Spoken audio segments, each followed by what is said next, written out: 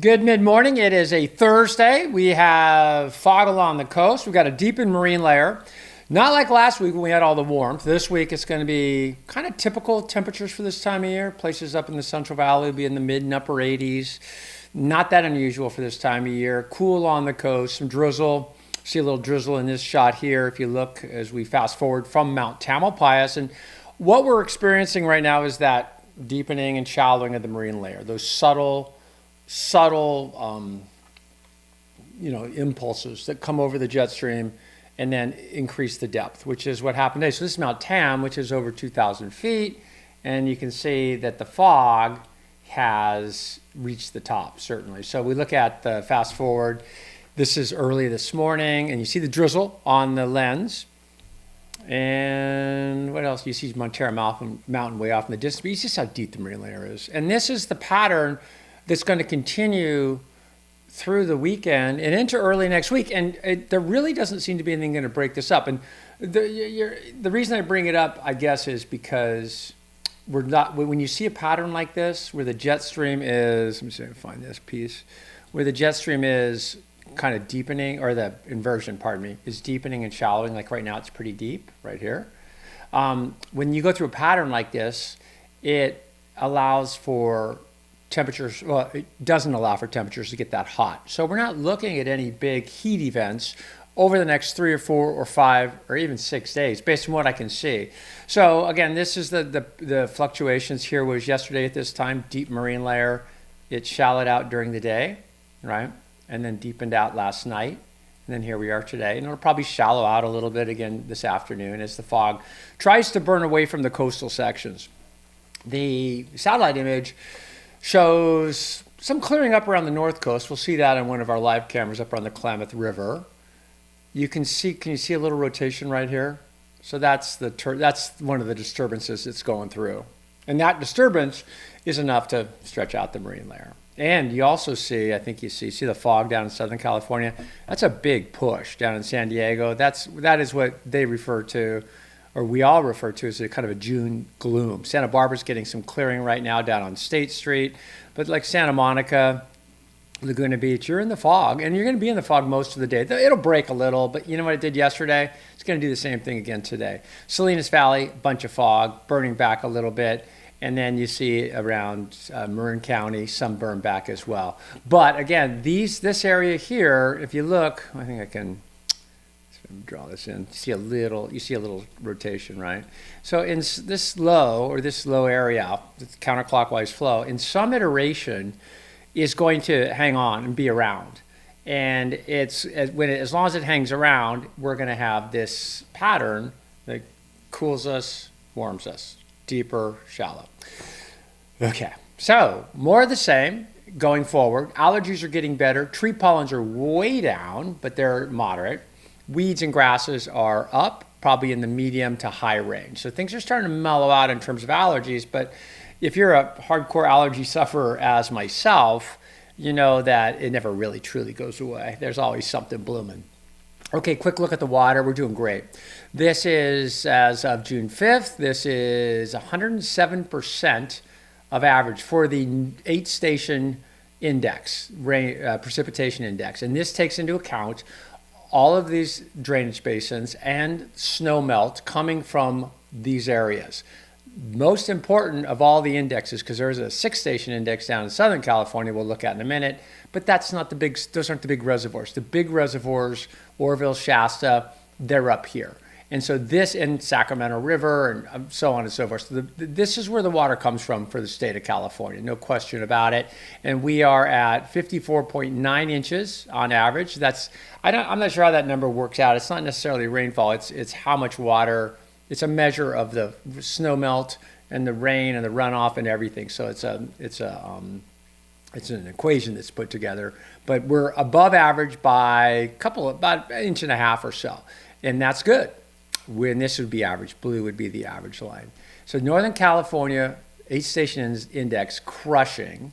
The 6-station index in Southern California, in these areas, just east of Bakersfield, that's the runoff from the mountains, from the Kings River, Kings Canyon area.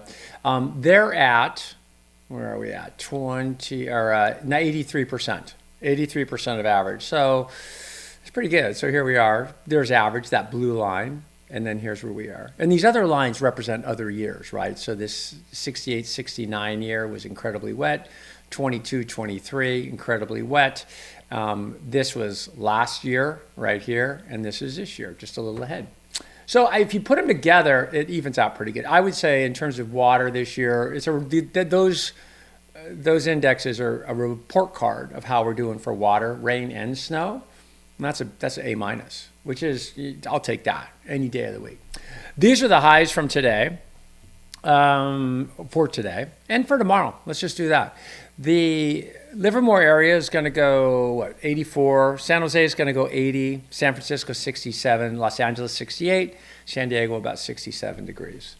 And, Livermore. Robert Livermore? Yeah, Robert Livermore. I was thinking about him the other day. Because when you read old history books, he comes up a lot. He was one of the first settlers in the Livermore Valley, as is now known.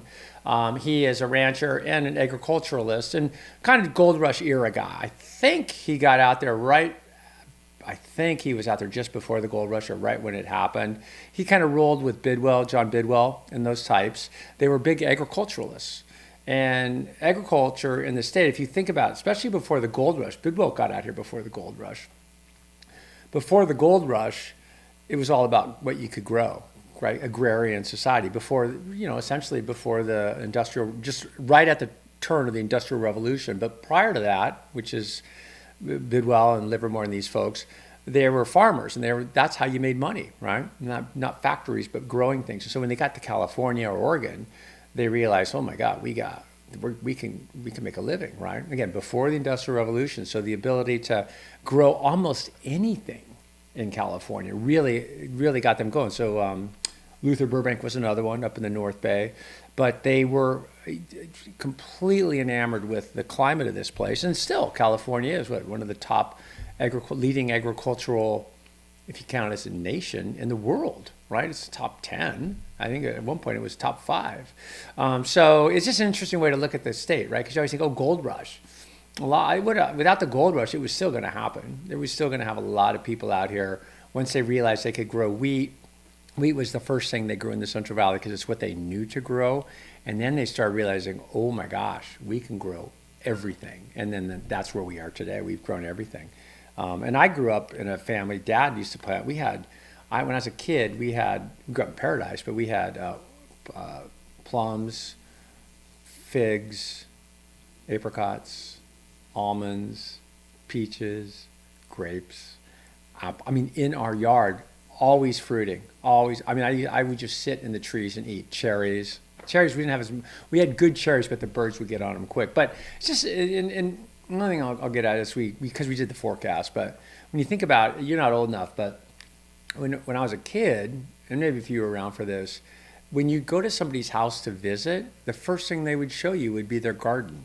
Especially, in California, they'd show you, and maybe other places too, but your garden. It was about what you grew, and it was about what you could grow. And that was an expression of, your love of the land, but an expression of the bountifulness of the land. And that's funny. I think of that all the time. Up until that happened, that was like that until like the late 60s. And all throughout the 50s and 60s, you'd go see somebody's garden.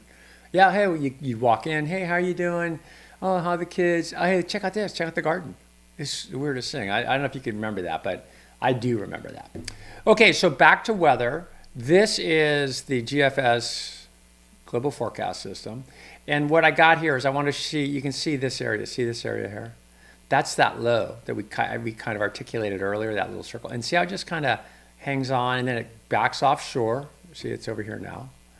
And then it kicks inland again, creates more. So what we're seeing here is a continuation of these disturbances running through the jet stream, tweaking the marine layer, and giving us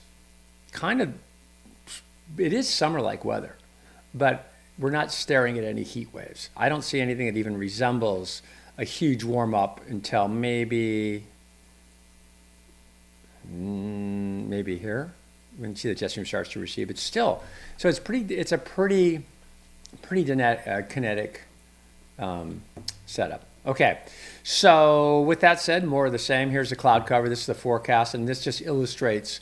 This is cloud cover, and we'll go through a few days here, but I just want you to see that, okay, there's the fog, but then see the higher clouds, the areas away from the coast.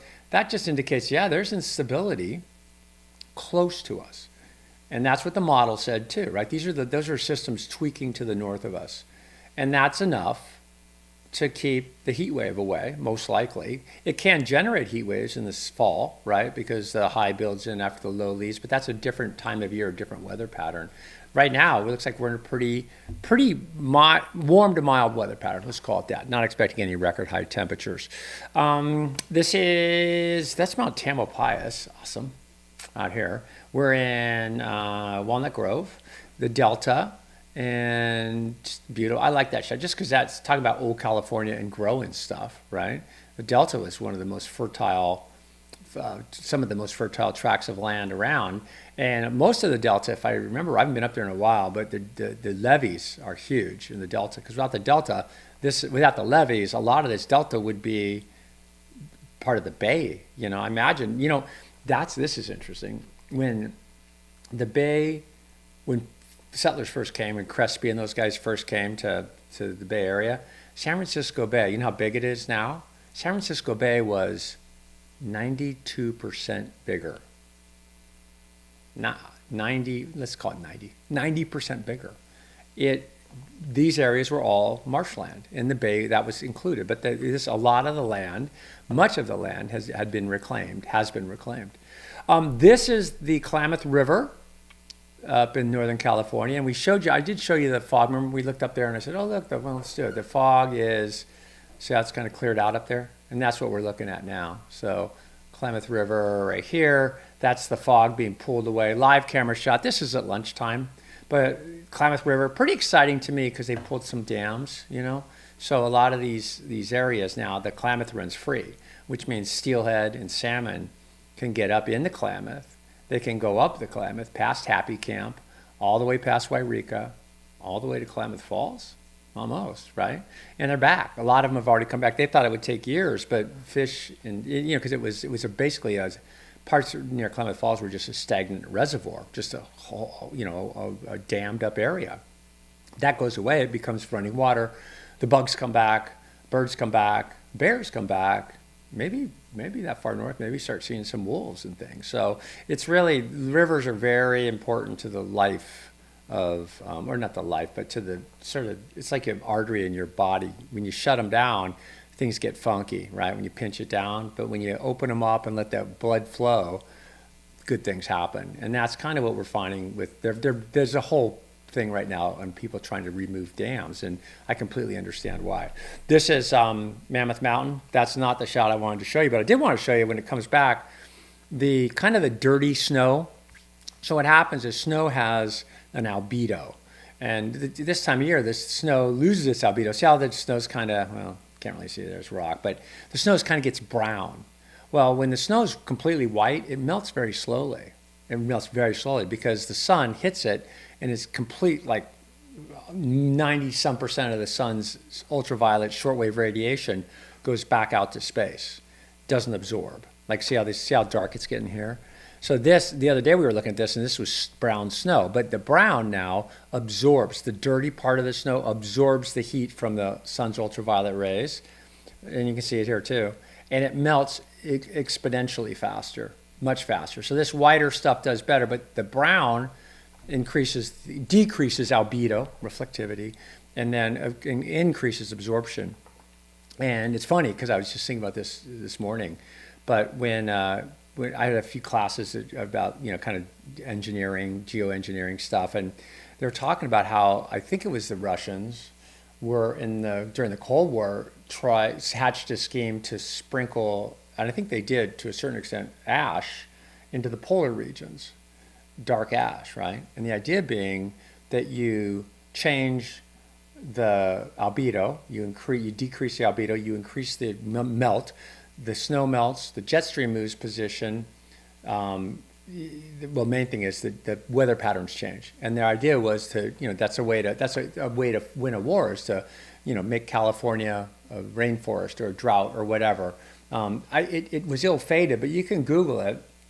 There were a lot of weird things they did back in the day when they finally figured out whether the Japanese sent incendiary bombs when they figured out where the jet stream was in World War II from Japan, and they actually landed, and a couple of them landed in the forests of Seattle up in Washington State and caused fires. And the idea would be that we'd light these forest fires, they could light a balloon. Imagine that, lighting something in Japan, sending it up an incendiary bomb, and it drifts out, drops down into the Cascades, explodes, fire, disruption. So those are all actual accounts. The albedo one always struck me as, wow, that is a big chunk of change there to try to do that. But that happened. I'll look further into that. But I was just thinking about albedo. This time of year when the snow gets dirty, it just melts quicker. That's what I was trying to say.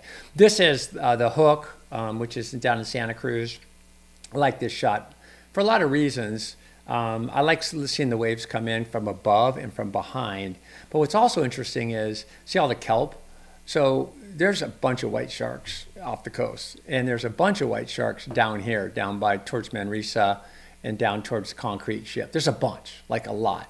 And all the years I've surfed in Santa Cruz, I've never seen one inside the kelp. And I think that's, it could be wives' tale. I always feel better about it. But for as many sharks as are, 2 miles away, I've never seen a shark in this area. I'm sure somebody has, but I never have. And so I think the kelp kind of keeps the whites away.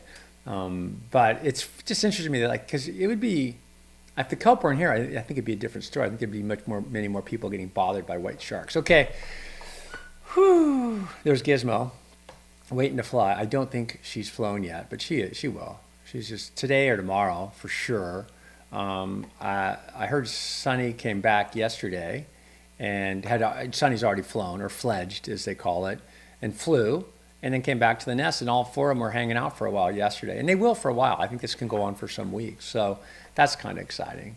And I think we can all relate to Gizmo, how Gizmo feels, like this sort of, I'm getting left behind, I got to grow up, I got to get my driver's license, got to graduate high school, oh, this is scary, got to get a job, that's scary, got to get married, so it's just all these life things are kind of coming down on Gizmo. Oh, the way the wind blows too. Okay. Yeah. I just got into that. Okay, so when I come back tomorrow, we'll look at the forecast again, and I suspect it'll be very similar. We are starting to get close to fire season, so we'll take a peek at that. There you go. Okay, we'll talk to you tomorrow.